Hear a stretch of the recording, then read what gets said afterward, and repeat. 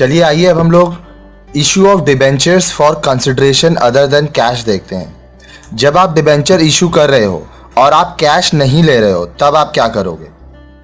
When a company purchases some assets and issues debentures as a payment for the purchase to the vendors, it is known as issue of debentures for consideration other than cash.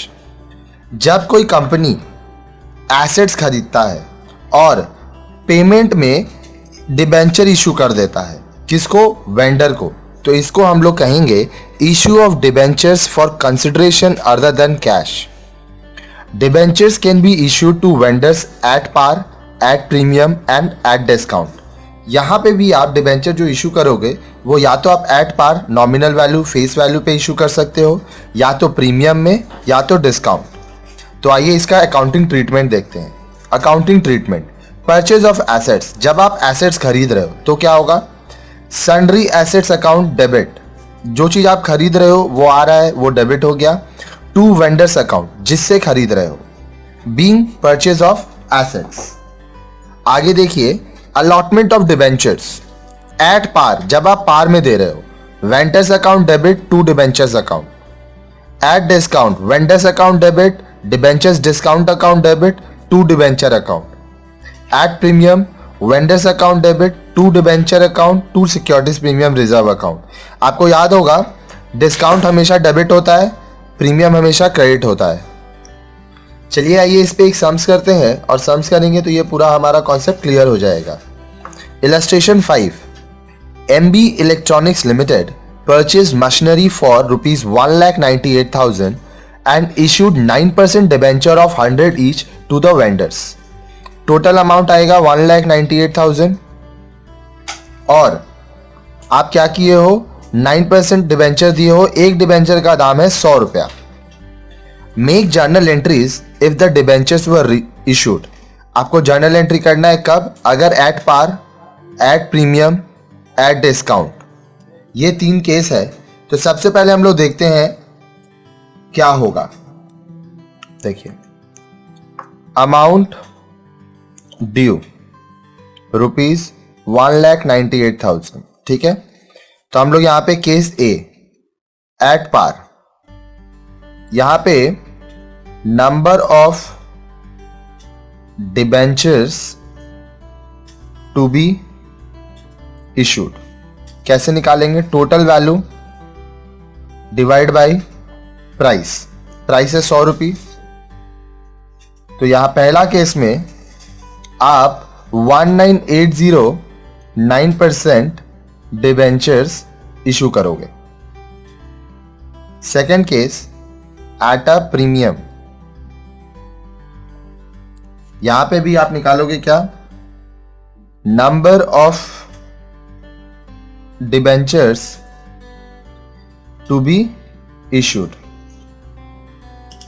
1,98,000 divide by 100 plus 10,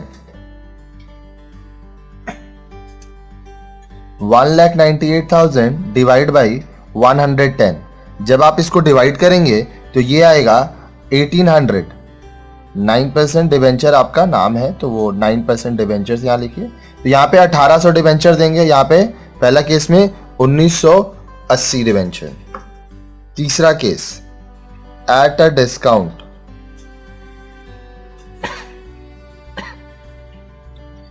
यहां पे भी number of debentures to be issued, amount है 1,98,000 divide by 100 minus 10, क्योंकि discount 10 रुपया का है। 1,98,000 divide by 90,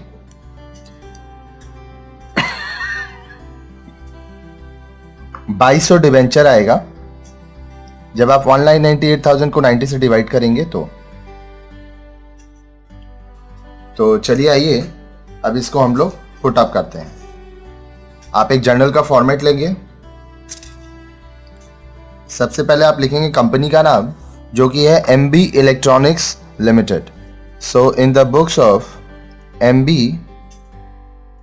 electronics limited, देखिए सबसे पहले तो आप जो चीज खरीदे हो वो आप लिखोगे। पहला एंट्री होगा machinery account debited to vendors account। आप कितना खरीदे हैं? 1,98,000। यहां पे आप लिखोगे being machinery purchased।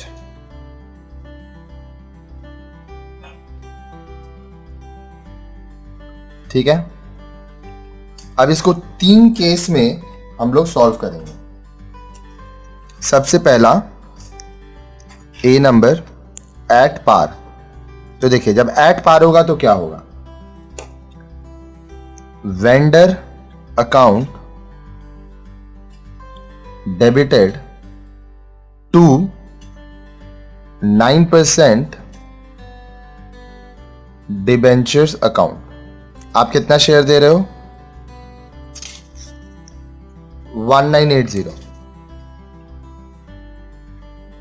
1980 इंटू 100, 198,000 जो अमाउंट आना चाहिए। यहां पे आप लिखोगे being 1980 9% debentures of ₹100 each issued to vendors।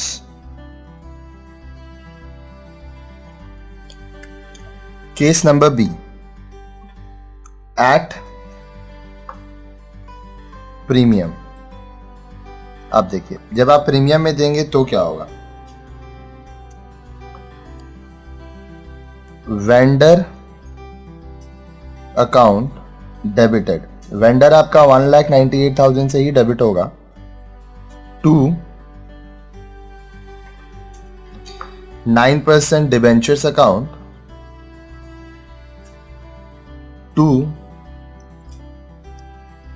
Securities premium reserve account. अब देखिए, यहां पे 1800 शेयर है, माफ कीजिएगा 1800 डिबेंचर है, तो आप यहां लिखोगे 1800 इंटू 100 और यहां पे लिखोगे 1800 into 10। Being 1800 9% debentures issued at a premium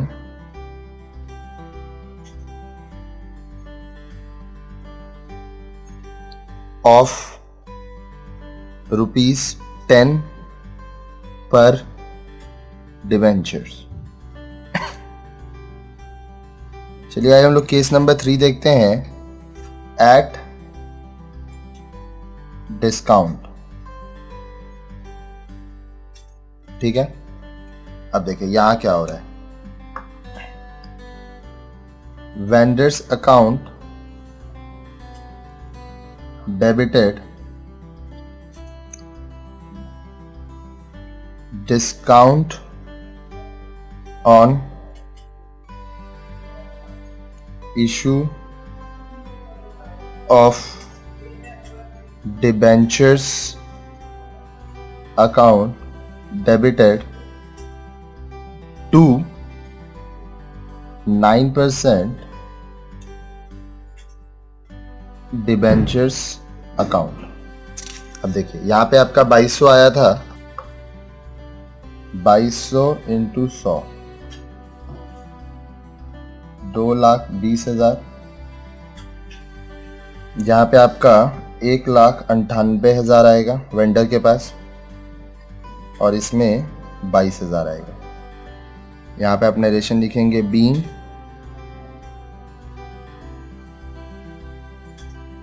issue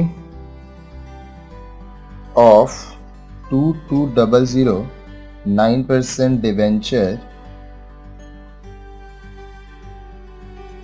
of ₹100 each at a discount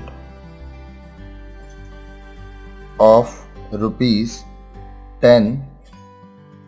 पर डिबेंचर।